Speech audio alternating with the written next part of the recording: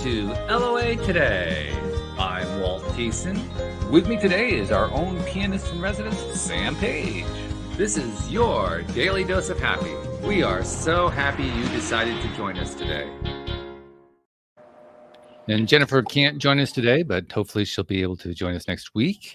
But who is joining us today is our friend David Strickel. The streamer David is dropping in, and we're going to be doing a little Taya chatting today, which Sam, of course, is going to be a significant part of because Sam is also a Taya graduate. So it's going to be all Taya all the time for the next 1 hour. Which is a good thing. It's a really good thing. One thing that I did say in the promo was that we would be taking questions for the stream. That has since changed. We're not going to be doing stream questions, but we'll save those for next time. So bring your stream questions to the next live stream event that David is on. But David, we were just chatting before we got started, and you and I have been going through all kinds of crap lately. I mean, we are riding the roller coaster of polarity. How are we attracting all this? Yeah, right. That's the question, right? How did I attract this? Actually, it was pretty obvious to me, but I'll be curious to hear what your story is. Once I looked back, I said, "Oh yeah, I guess I did that. Yeah, I guess I did that too. Yeah." Well, the thing I love about the stream's teachings is they have never, from day one of my sharing it publicly or receiving it, have never said you are here to manifest perfection. You were here to manifest everything that you want, and that's it, and never have a problem, and never have a challenge. And a lot of people learn about the law of attraction, and I know that there are some books and teachers out there that are sort of promoting this idea that you can sit on your sofa and think about things, and they pop up in your life, and it's that's kind of where they stop with the message. And I think people get really frustrated with that. I mean, it's true to an extent, but if you try to live your life that way, first of all, it's boring, and second of all, you do a lot of waiting. Yeah. Well, and if you start, to me, the most damaging thing to your joy, your happiness, is when you start judging yourself against what you're able to manifest. Right. You start beating yourself up for manifesting unwanted things. You kind of, how did I do this? Oh my gosh, what was I doing wrong? Well, you got to be doing something when you're sitting on the couch. There's nothing else to do. So, of course, your mind is going to go in that direction, right? Well, if you're sitting and watching television all day long that's about destructive things, right. To manifest some destructive things. I don't, and I still have had destructive things in my life, however, because we move through vibrational flow, meaning we're up and down our spiral no matter what. And yes, we do work in the practice of Taya to raise our default vibration. And what I see for all practitioners is that your life generally gets better, but life is far more complex than just get all the stuff that you want. Yeah. I call that the Instagram version of life, where everything is beautiful and everything is pretty and everything is perfect. And, there are people that are putting a message out that they're just crushing life all the time. They're the fittest. They have the hottest partner. They have the most money. They have the most houses and the most cars. And it's all smoke and mirrors. And most of us realize that. And the last thing I want to do is put something out there that causes someone to compare themselves and lower their vibration, that comparison, because we are here for the negative stuff as much as we're here for the positive stuff. Which is one of the hardest things to learn, actually. I mean, let's be honest, especially when you're in the Taya boot camp, but it really just anywhere that you're dealing with life, it's a challenge to basically come to terms with the idea, well, not only do I attract this stuff, I would actually be at a loss without it. Yeah. Absolutely. Your soul is desiring it because your soul is source. Source is not judging. There's the whole judgment of good and bad and positive and negative. That's all ego. I call that the matrix.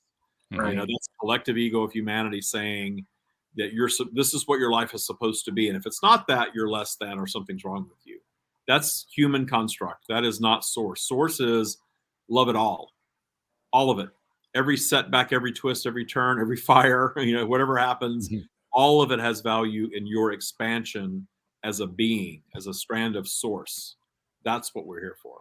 Now, I will have to admit, there are times like recently where I would kind of wish that they might spread it out a little bit, because when you get one thing right after another, which has happened to me, like, okay, slow the ride down. This is a little bit too fast right now. Well, if you think about it, though, we've done enough work in our collective, in our individual practices where we've readied ourselves to take a lump of stuff at once. Yeah, it's Because true. I manage, I don't know if I didn't have my Taya practice, if I would have managed the events of December anywhere near the way that I did, or that Oh yeah, Michael would I have, understand that Michael. totally. Yeah. Yeah. And I'm sure the same thing is true for me. Well, one of the first things that occurred to me when my situation occurred, when I got, I, I don't think you really know the story, but not only did Louise leave me, but she left me with a note. I didn't even find out from her in person. And one of the first things that occurred to me after I got over the crushedness, because I was totally crushed by the situation, was the realization that, oh my God, all these other things are about to fall apart in my life at the same time. And there was a whole litany of them. There was the living situation, the income situation, the vehicle situation. I mean, there was like a whole bunch of them. And in the midst of all that, I said, oh my God, this is just like 8 years ago. Because 8 years ago, we had a whole bunch of stuff that all hit at once. And it all ironed out. And a lot of it worked out in ways that was miraculous. But here it was, I was going through another crash and burn with a whole bunch of things happening all at once. And for some weird reason, it seemed manageable.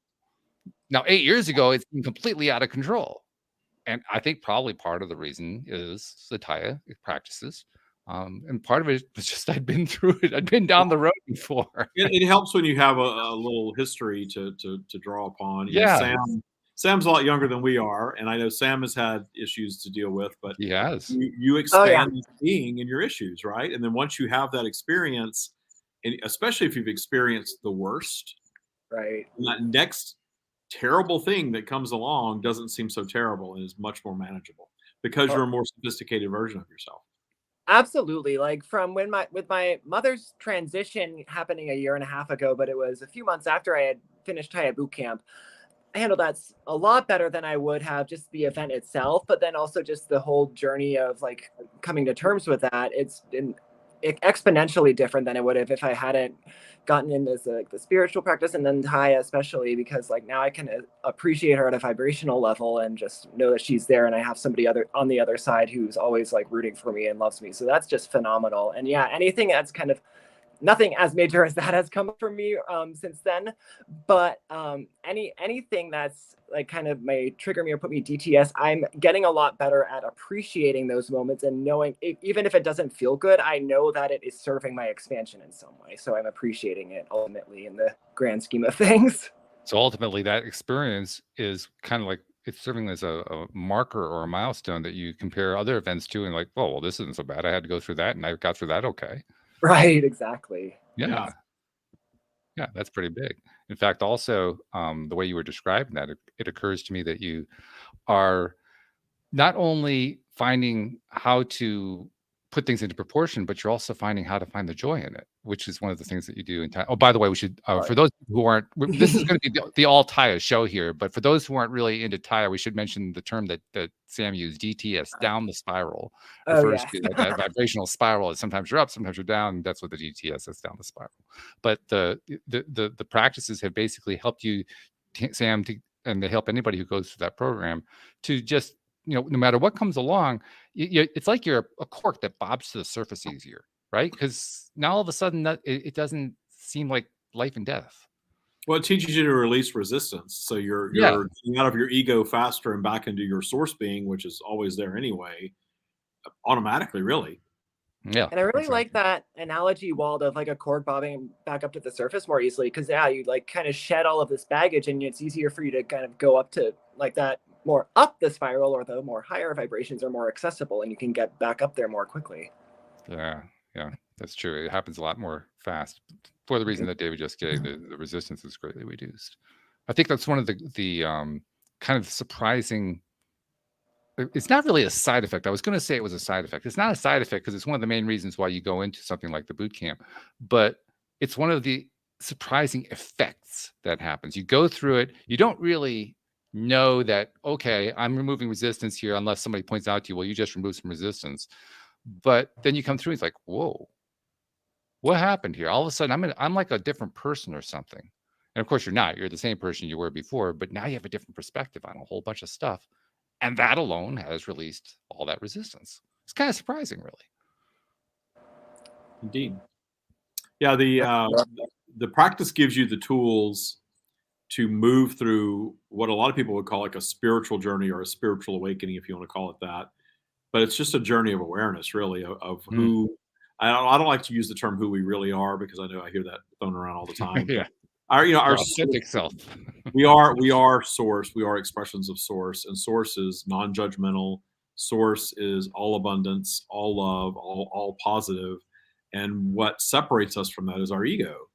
And really, what we're doing in the practice is we're detuning our ego. But the funny thing is that usually our ego is exactly what leads us in this direction in harmony with source, because most of us get into the law of attraction because we want stuff. We want to Right. experience specific things, and we want to heal things and solve things and attract things into our lives. And I think some people do stop there, and that's fine. That's the experience they have.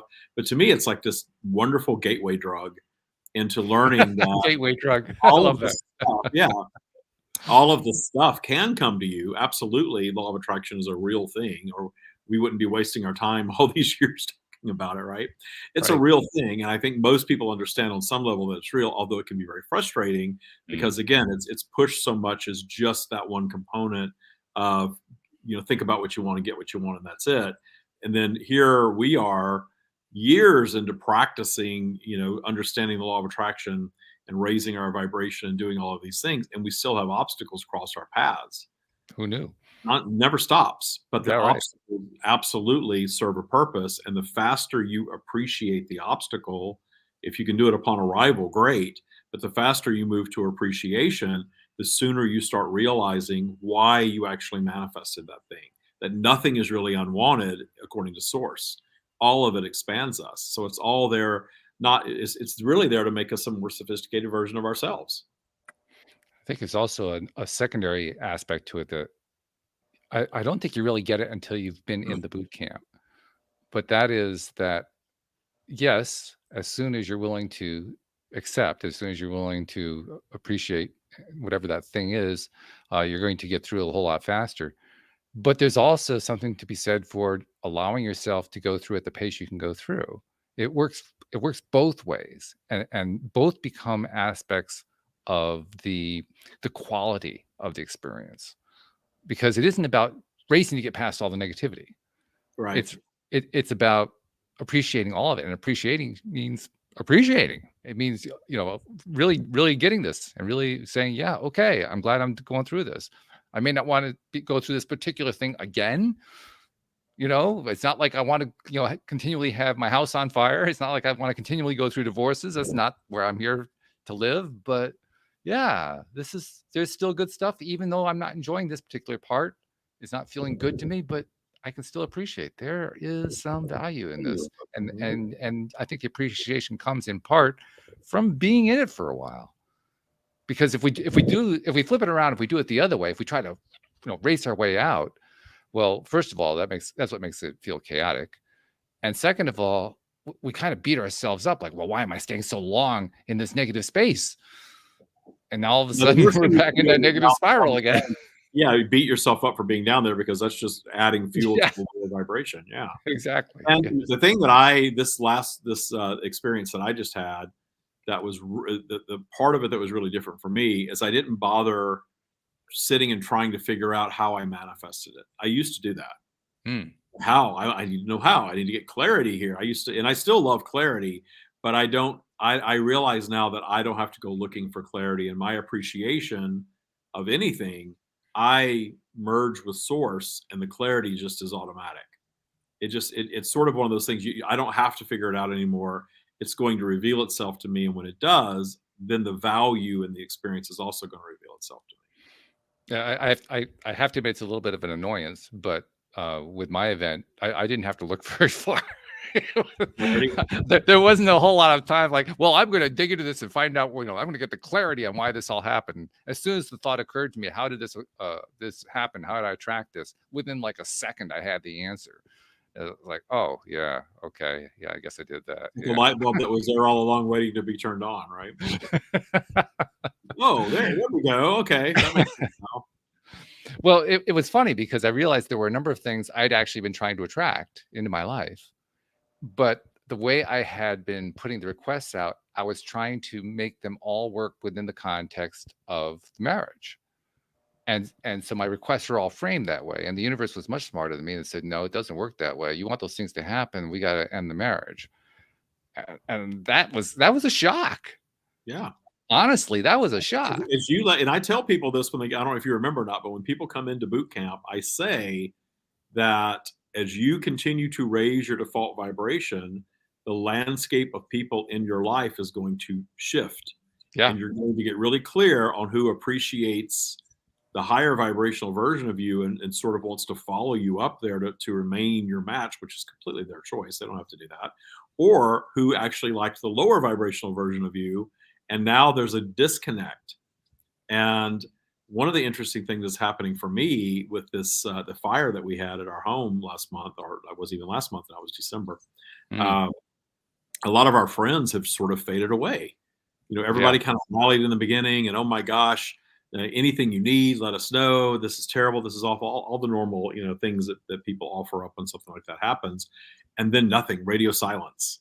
And Michael and I both talked about that. And we thought, well, you know, we can sit here and be all victim-y and hurt about it, or we can realize that they're just not vibing with us right now. And let's pay attention to where we want to go vibrationally, what we want to experience next, and let that be our focus in appreciation of everything that's transpired. and sure enough, those people that have sort of faded away, it's fine that they faded away.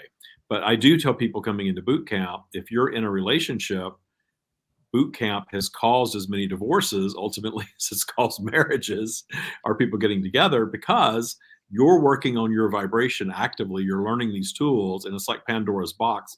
Once you really learn this stuff, you're not going to not use it. There's just no way. And I'll tell you honestly, when I took the boot camp, which was about, what, it was a year and a half ago, something like that, I never thought it was going to affect my marriage. Really, I didn't. I thought, you know, my marriage was working great, no problem at all. Well, apparently it wasn't working as well as I thought it was.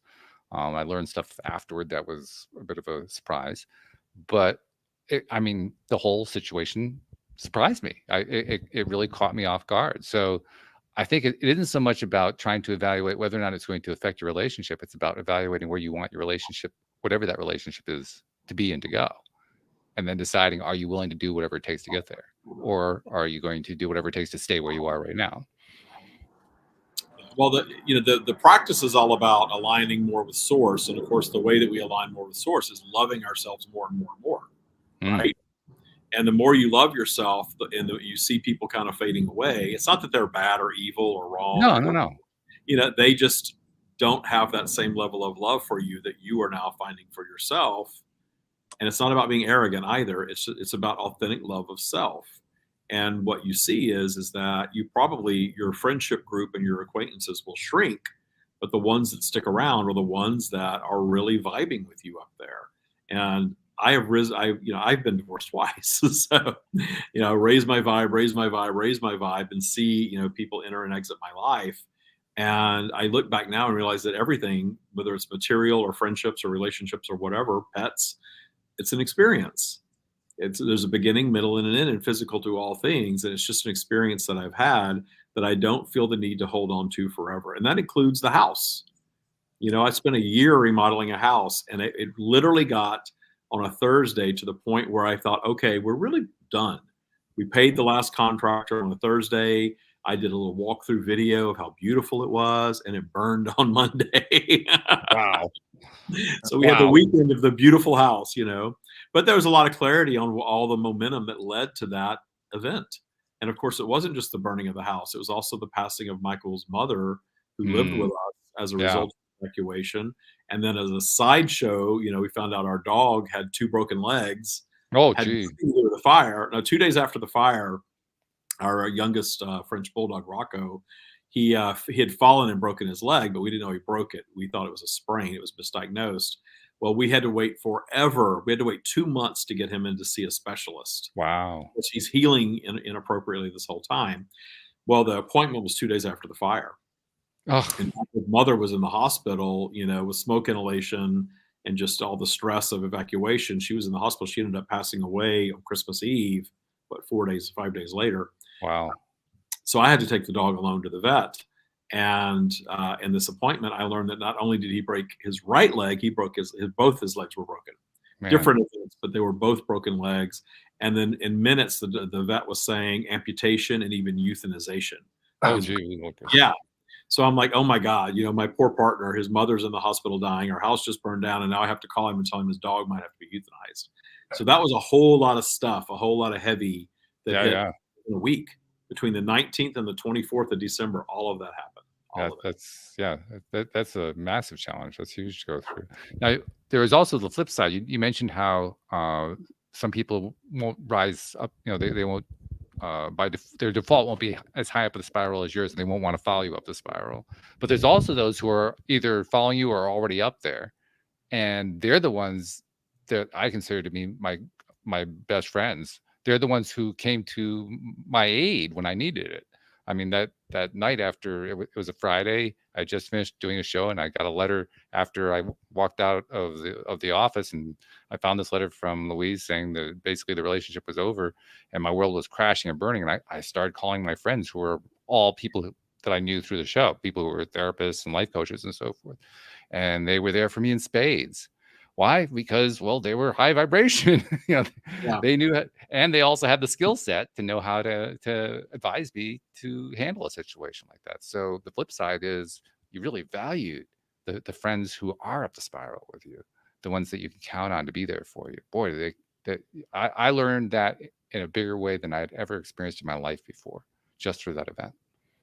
Sam, when your mom passed, what was your experience? I definitely, excuse me. I definitely did receive an outpouring of love and support. A lot from some of whom I wasn't expecting as well. So yeah, no, I a lot of that resonates with what you were saying. But like a lot of people like sent me messages or texts or things like that of support. But I also got like a lot of just like flowers and cards and little things like that. And a lot of people. The funeral happened pretty quickly. Like I think she passed. It was over the weekend, either a Saturday or Sunday, and then that following Wednesday was the funeral.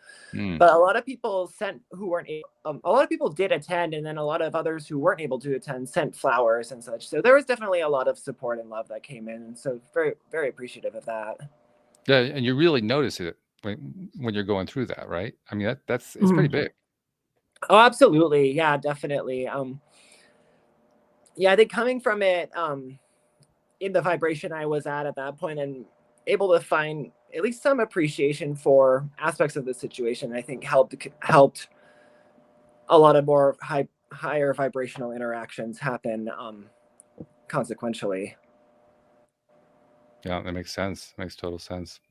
So David, when we got started, before we got started here, we were talking about how it's going to be all Taya. What is going on with the Taya community these days? Because we haven't had an update on that in a few months, really.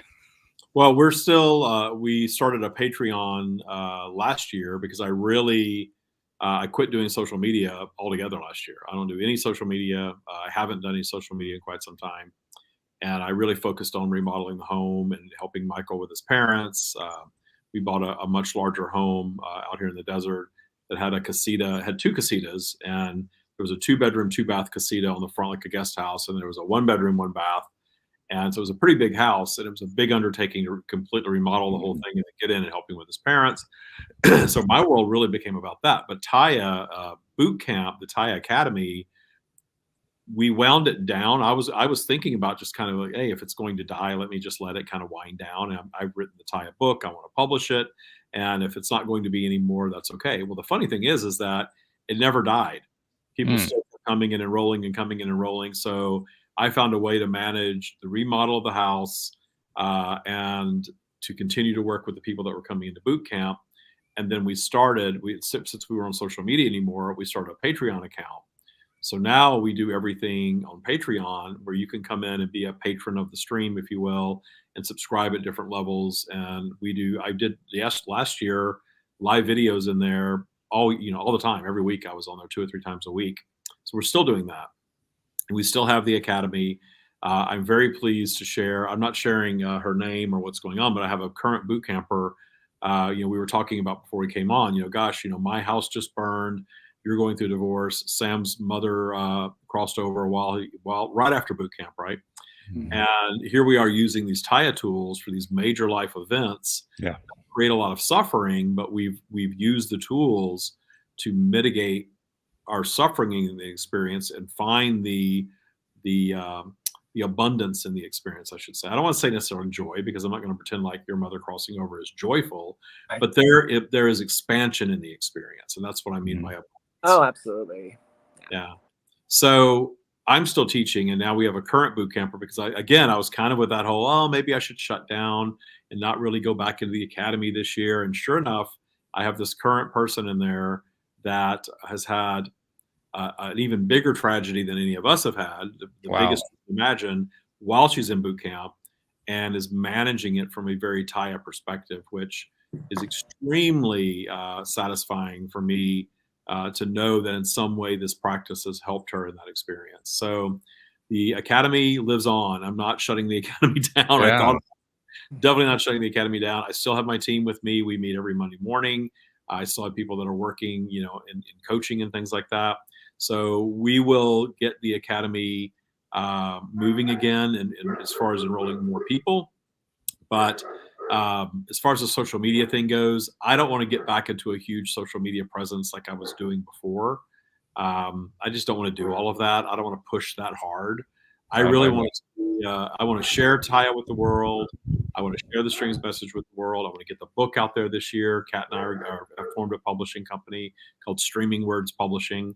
Oh, cool. So publishing our Taya-centric books, including the Taya Practice book, which we've been writing since 2018. Yeah, it's been ongoing. Yeah, it's been going for. It's actually been finished for a while. I took last year, the end of 2021, beginning of 2022. I rewrote the whole thing because the stream has delivered all these teachings about the matrix and collective consciousness and all this. And I realized the reason the book took so long is I needed that time to really flesh out the practice, teach it to hundreds of people all over the world, and now know exactly what works and how it serves people for years, because we have that history now. So what I need to do now is rewrite the introduction to, oh, by the way, my house burned down. Yeah, right. This is why, and this is how it served my expansion, and this is how you're going to use these tools to navigate things like that when they happen in your life, because this isn't a book about leading you to perfection. It is leading you to more abundance, a happier, more joyful, more abundant life for sure. But the real meaning of life is not about how much stuff we acquire. It's about how we move through our life experiences and appreciation and joy, which expands us. Which is actually another form of abundance, really. It's not a thing abundance. Yeah. Well, we've already said Taya stands for trust your abundance, but abundance does not mean, necessarily being a billionaire or, having a fleet of car. It can. Mm-hmm. Source isn't judging anything. If Source isn't judging, someone crossing over is negative or bad, or the house burning down, or the marriage ending is negative or bad, Source is certainly not going to also judge for us, wanting things to experience things in our environment. It is okay to want things. It's okay to want to experience things. Just don't think that the experiencing of the material things is going to be everything that you think it is. It's not going to be the expansive experience if you don't have other things going on in your life that's going to create authentic expansion for you. Because I've done that. I've understood law of attraction my whole life. I definitely went through a couple of decades of adult life thinking, when I have a big enough house and I have the right cars and the right clothes and the right furniture and the right trips, I'm going to be happy. And I manifested all of it and wasn't happy. That's why I started working on creating what we now call Taya. Realized, okay, there's something else to this happiness thing. It's not just stuff, because I've got all the stuff, still not happy. It's really important. A lot of people have encountered that in their lives, whether or not they're associated with Taya. You gather that just by reading the literature that's out there, reading the books that are out there. A lot of people have encountered that. I remember having guests on the show, people who would, I remember one gentleman in particular. I don't remember what his name was, but he was of Asian extraction and had emigrated to the U.S. as a young man in his teens and become very, very successful and driven type A personality, made millions, built up big companies, all this kind of stuff, and then proceeded to burn himself out because that's not where all the joy was. That's not where the life was, and had to do a complete reinvention of himself in order to have a happy, fulfilling life. And that was indeed the purpose of it behind his book. He had a book written that basically told that story. So yeah, I think there are a lot of people who encounter that and realize that. I think there's great value also in the fact that the story gets shared in so many ways, including your own story there, because it helps people. I almost said it helped people to avoid making the same mistakes, but that's not really the way I want to express it. It Well, and helps people people know need what to, usually people do need to make their own mistakes. They hear it, yeah, they believe it, they think, yeah, sure, money doesn't buy happiness. Well, you've got yeah, nothing for you to say, I know, but listen to the people that have experienced it and realize that having nice things, I like having nice things. That's fine. sure. But just don't think it's going to really bring authentic joy if you're not a joyful person first. And you can be a joyful person first and then still have the nice things come in. I think the Beatles maybe summarized it best. Can't buy me love. Yeah. Exactly. Like, That's really it right there.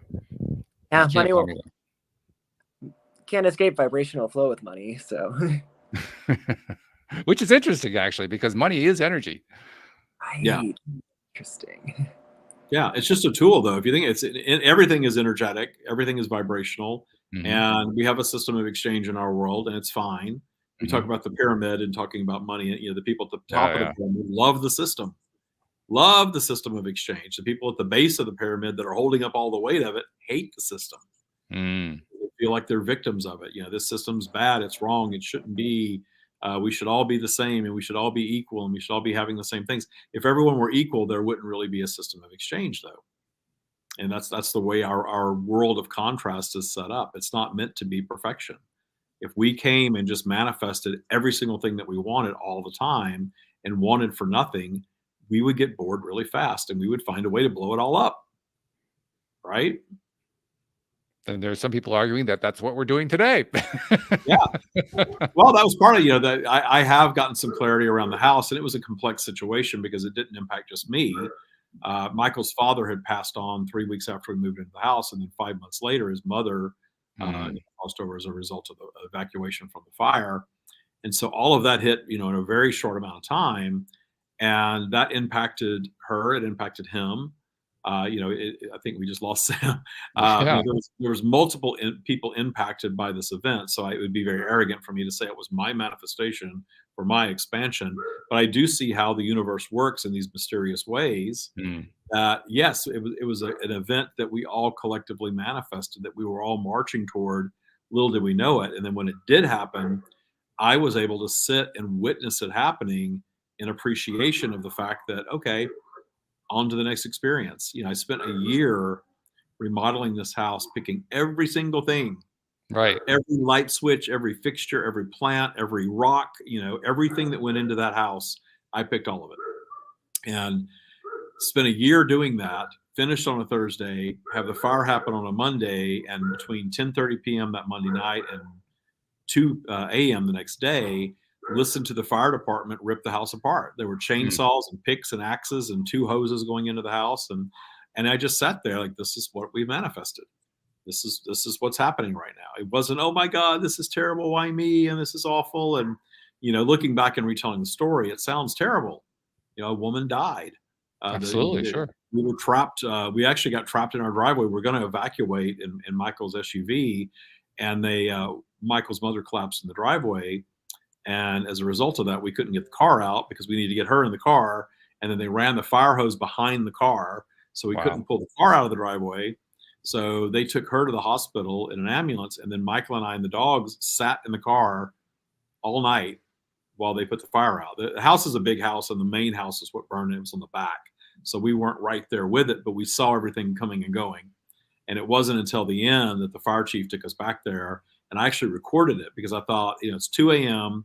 I'm not going to remember what transpired, so I'm going to record this. Sure.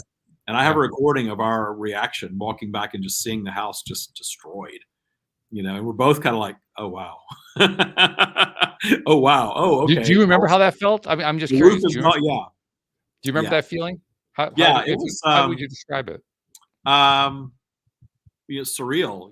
Like, Yeah. I was just sitting. I took a picture. I was sitting by the fire, and I loved that we have 2 fireplaces in the house. In the family room fireplace, I had found these little triangle. I love pyramids. And if you know my teachings, you know why. And I found these little copper pyramid triangle tiles, and they surrounded the fireplace. Mm, And then I just thought it was so pretty, and I love sitting by the fire. Always have. I still will in the future. And my dog Lola was laying by the fire. I took a picture of her at 8:30 laying by the fire. And I was sitting there thinking, this is perfect.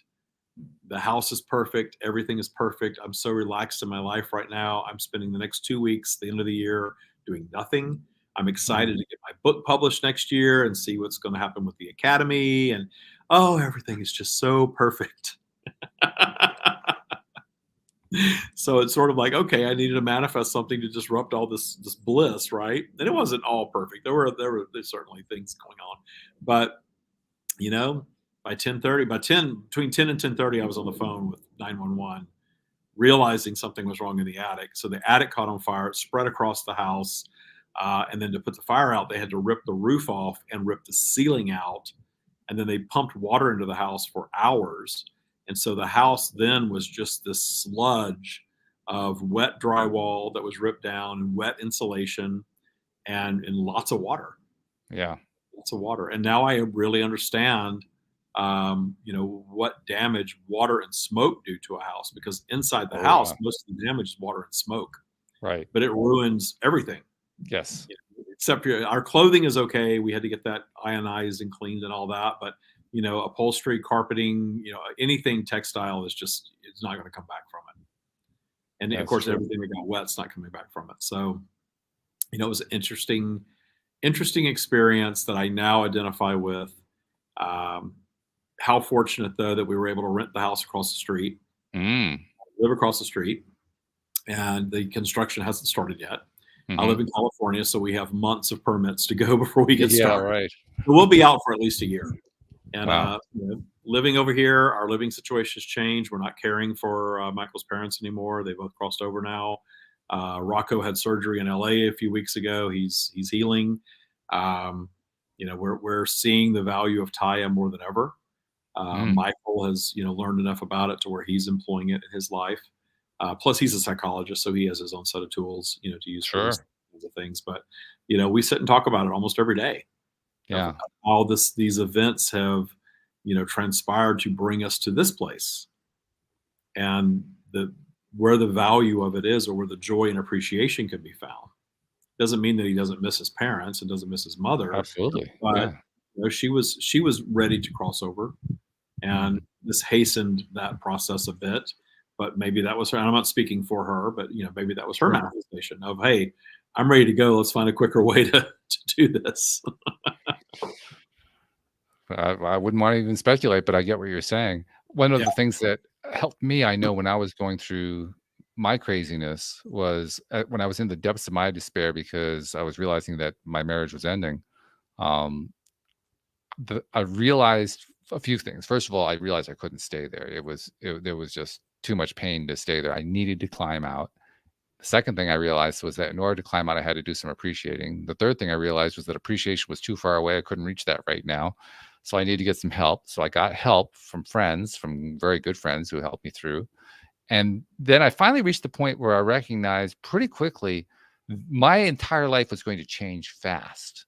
By fast, I mean in a matter of months, which is exactly what has been happening. I'm still going through that change. And it was both daunting and exciting at the same time. And I say that because it was almost like it was presented to me as a choice. Are you willing to go with the excitement, or do you want to stay with the fear and the frustration of it? With the instant clarity that if I choose one, my life's going to feel a whole lot better. If I choose the other, I'm going to make myself really, really miserable. And that was people stick themselves in awful situations because of their fear of the alternative. Until it's so damn uncomfortable that, hey, I don't care what the alternative is. Something's got to be better than this. Yeah. And I've done that. I did that in my first relationship. I was in it way longer than I needed to be. Okay. Well, the pain was excruciating. There was no doubt about that. It was psychic pain and emotional pain. Sure.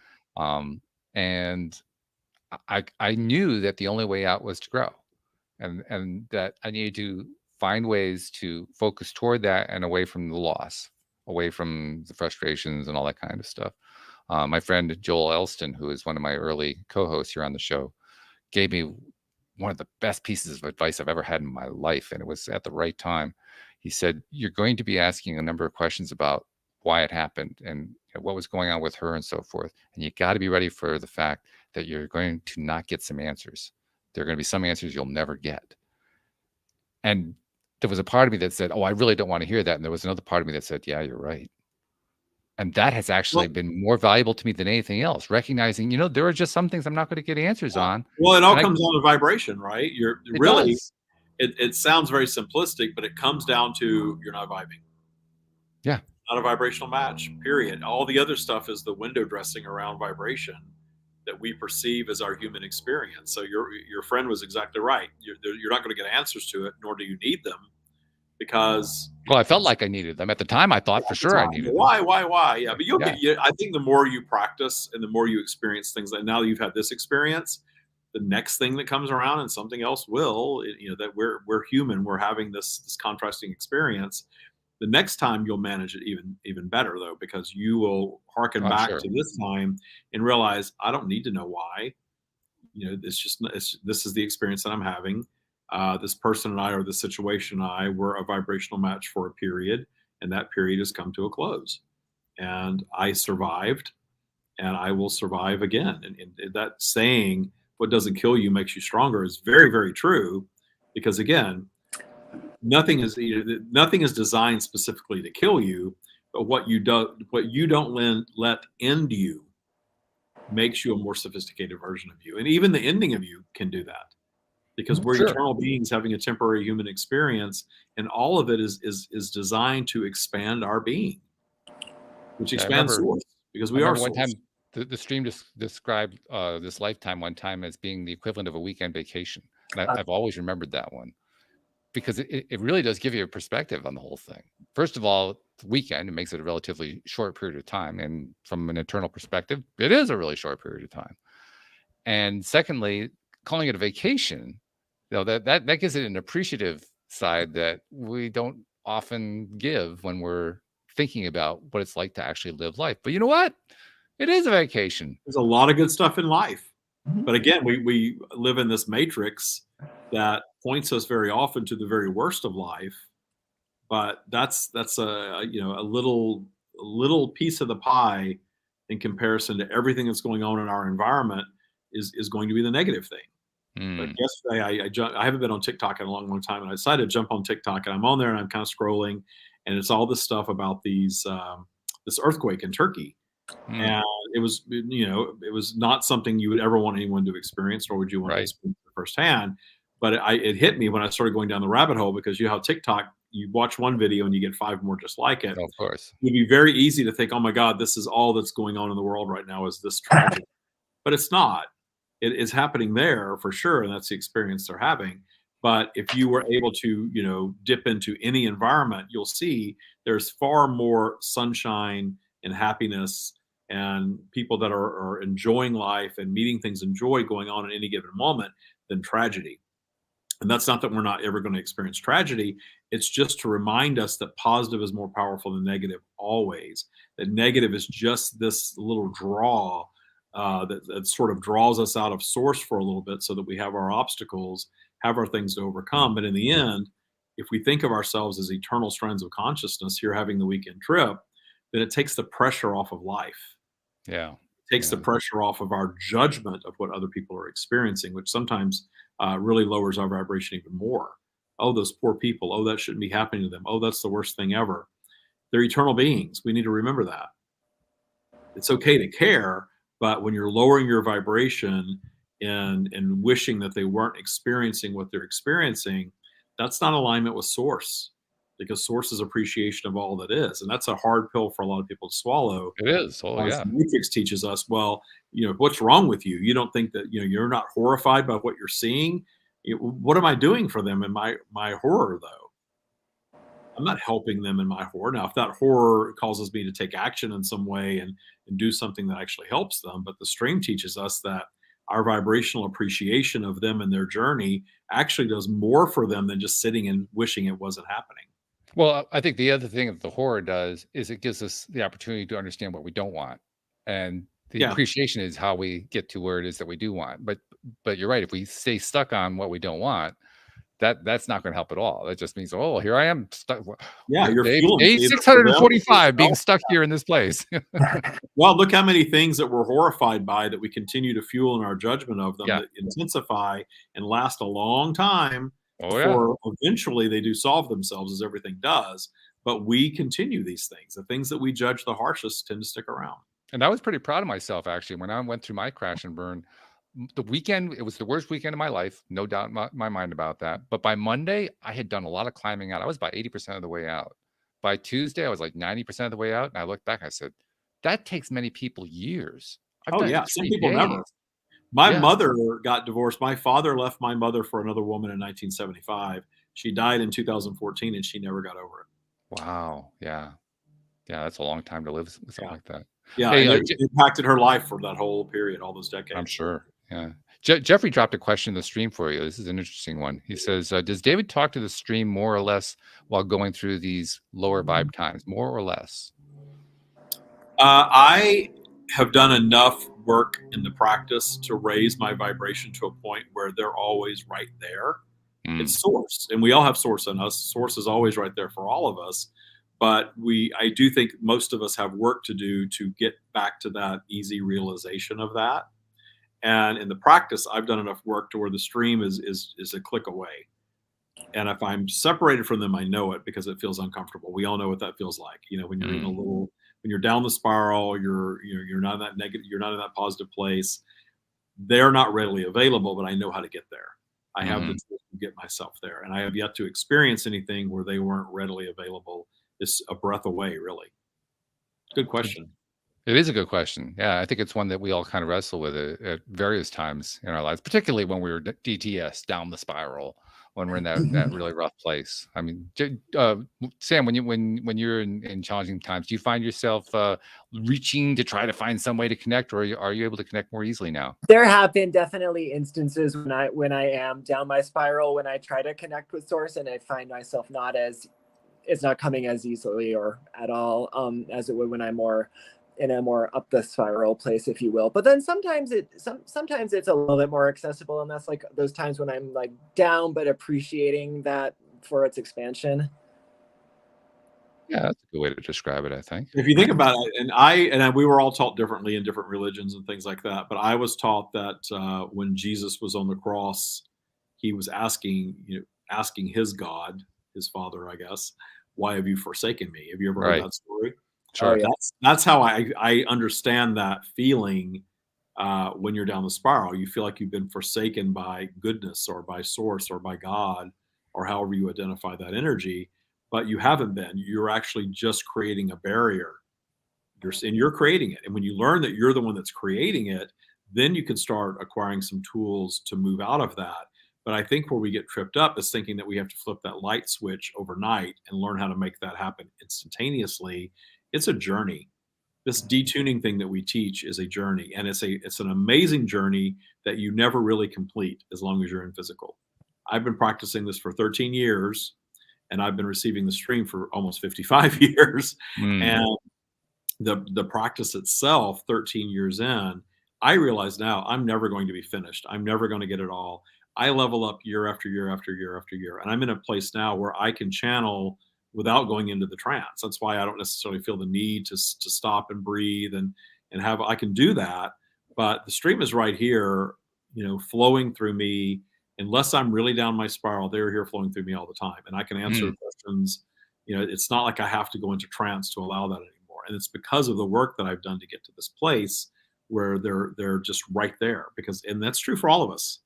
I'm not special. That's true for all of us. I have a unique ability to communicate it, but we all are beings of source. The source is always present, always there, does not forsake us.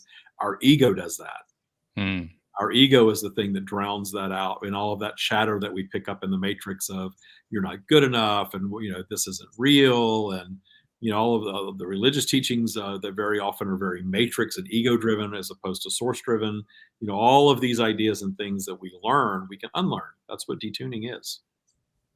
I'm reminded of an episode that you did with me and with my other co-host Jody Lynn Craven where we called it dueling channels, which it really wasn't at all, but that's what we called it just to make it sound interesting. And she does it more along the way you just described, where she just does it consciously. She doesn't go into a trance or anything like that. Her answers were much shorter and more concise. The stream's answers were much more detailed, but it was still very interesting to kind of compare the answers because the answers were so similar. I would ask you in trance, and I would ask Jody Lynn, and the answers it didn't matter which order I had you guys Yeah, answer. you're right. The The answers stream were has all a the way of same. taking 30 minutes to answer a simple. They're going to give you a Well, whole history of the universe. well, I love they that about the do. stream, though. Yeah, but that's part of their That's good charm. stuff. And the other thing about the stream is the stream will take one question and they will understand all the other questions that go along with it, and they'll answer all of them at once. Yeah. That's where all that Yeah. detail's coming from. Yeah, so it's a little overwhelming the first time. You're like, okay, I asked this question, I just got back an entire encyclopedia. So now all of a sudden I have to process all of that. But it's cool. It's also very interesting. But Yeah. now I got to ask you: does this mean you're going to be doing less stream type, trance type streaming and more conscious streaming? Probably not. I'm not quitting that altogether. Certainly, I will never quit that. But I will do Yeah. less of that because I feel like I have been preparing all these years to take their teachings and share it from a human perspective. That's what the Taya practice is. Mhm. And really, that's the stream gives great information, but the Taya practice gives you the tools to take what they're giving you and actually implement it in your life. Right. That's unique and that's special. And I do have great reverence for that. As a creation, I was party to that creation, but it wasn't just my creation. Certainly, my creation. Everyone that's ever gone through boot camp's creation, teaching it to all these people all these years has really brought out so much more than I was able to just extract from it on my own. So it's this big co-creative thing that every practitioner contributes to ultimately, and I'm humbled and joyful in just being able to share it the way that I do. So I will continue to do both. I'll do the trance channeling sometimes, but I love just coming on and talking about this stuff too. It's a lot more Yeah. efficient because it's a lot quicker to get to an answer. So Well, plus it's also it's an opportunity. I mean, anytime that the stream talks, it's still being filtered through the David filter because yeah, that's what So that's yeah, what we're going to be always. And I've always said that my intention in channeling is to get my ego out of the way of that message as much as possible, and to have it be as pure source as possible. But we're still using a human vehicle and human language and human terminology to describe things very often that we just don't have words for. And so that's where my vocabulary comes in, which isn't always perfect, but I'm doing the very best that I can in those situations to paint the picture that they're giving me. And I think it's also where it's very cool because what you're talking about doing now, doing more non-trance type communications, is you're basically going to kind of lean into the David filter more because now the David filter is actually becoming part of the conversation rather than trying to sit back the way we were trying to sit back before. And I think there's a lot of value in that because the David filter helps make it human, helps make Yeah, it well, real. that's why I always share. Anytime anything goes on in my life, I jump on the podcast and share it, or I jump on your pod or someone else's podcast and say, Right. "Hey, my house burned down. Guess what?" Yeah. And this is how I'm dealing with it. And it's funny because I'll still, every once in a while we'll get some criticism. Well, if this happened to you, how can this happen to you? You're Mr. Source and all this sort of thing.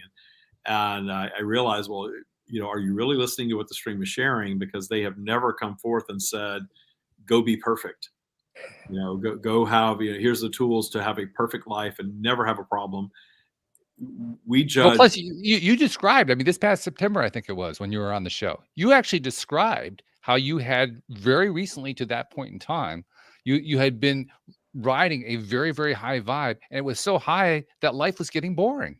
Yeah. And that you literally deliberately went down into the spiral a bit just to liven things up a bit. Yeah. I forgot. I shared that. That's true. That was, what, 3 months before the fire? Something like that. Yeah. There you go. Yeah. And really, and literally, when we got to the point of the fire, I had the book to publish, but I wasn't wanting for anything Hmm. other than that. Yeah, I want to publish the book. I love the practice. I've worked on this book. I want to get it published, but there was no need for anything else. I didn't even need the academy. Still don't need the academy, but now I'm more passionate than ever about continuing it because I see what it does for people and what it offers for people, and I want that to continue to be my life's work. And in my own experience, as I was climbing out of my own DTS, my own down the spiral, and basically rebuilding my life, I am now even more appreciative than ever before about, wow, I've basically, I'm not sure I really would wanted to go through the way that I got there, but I'm kind of glad I did, because all of a sudden my life and the various aspects of it that I've been wanting to build for a long time are now opening up. They're opening up in a big, big way. And Well, I think when you're if I sharing had your allowed life with myself to stay somebody, in that place, if I had stayed in that place of just like you say, egoically, if my allowed my ego to just say, okay, we're going to do it within the marriage, blah, blah, blah, blah, blah, I don't think I'd be this far along. I think I'd still be kind of quite far back compared to where I am right yeah. now. Well, when you're in a relationship, sharing your life with somebody, and you're not always going to be on the same page no matter what, because you're Right. independent beings. But you kind of have to choose to vibe together Yeah. and appreciate one another. And when that stops, then the relationship is really not serving a purpose anymore. It's And more there of are an a lot of obstacle. people that are staying there because of Yeah. fear. Yeah. If you're detuning fear, then there's no reason to stay in something that's not serving both of you anymore. But it's one thing to say that, it's another thing to experience, say, wow, that really is true. I mean, I just experienced it. I can feel it right now. I can Yeah. sense it. Well, the first time I split from a 20-year relationship, it took 10 years to get there. we had about 7 good years. There's a couple of in between years, and there were 10 years that I was there because I didn't want to give up half my stuff. All that stuff that I talked about Yeah, manifesting. right. And then the second relationship was totally different. Together, we vibed. We didn't anymore. We were done, and we're still good. Now the third one seems to be the charm, so we'll see. Okay. Well, it certainly has been a charm to have you back on the show. I mean, it has been a while, and I'm sure that we'll have you back again more and more in the Thanks for future. having me as always. It's always fun to come on. Good seeing both of you. And Sam, Hi. I think this is the first time we actually talked in much detail about your own traumatic event. I know that you mentioned before that you lost your mom, but yeah, thanks for sharing those aspects too. Happy to do so. Yeah, I'm glad I got an opportunity to share, and it's always great to talk to you, David, as well. Talking Yeah, with David. I just saw you recently. We were just on our training together not long ago, but Yes. Sam's like this bright light that anytime I see him, I light up. So it's always good to see thank you. Well, it's understandable. I mean, when was the last time you didn't see Sam smile? Let's be perfectly honest. I mean, don't strain yourself now, but even when he's doing that, he's still like, you still see the glow there. So yeah, you do. I mean, seriously. So stay that way. Keep that. That's a good thing. That's a very good. It's a wonderful thing. Yeah, it really is. So yeah, and we'll do a stream session next time or the time after, something like that. So we won't be leaving that all behind. But this has been fun. This has been fun. Yeah. Even though we've been talking about these crazy roller coaster, traumatic type of experiences, it's been fun. Isn't that interesting? Yeah. Funny how that works. Yeah, it's good stuff. So thank you much. Thank you to all the people who jumped in on the live stream. I didn't acknowledge everybody, but I saw Terry was there, Jeff was there, and Luke, I saw, I think, a message from him and others. So all of you who jumped in on the live stream, thank you very much.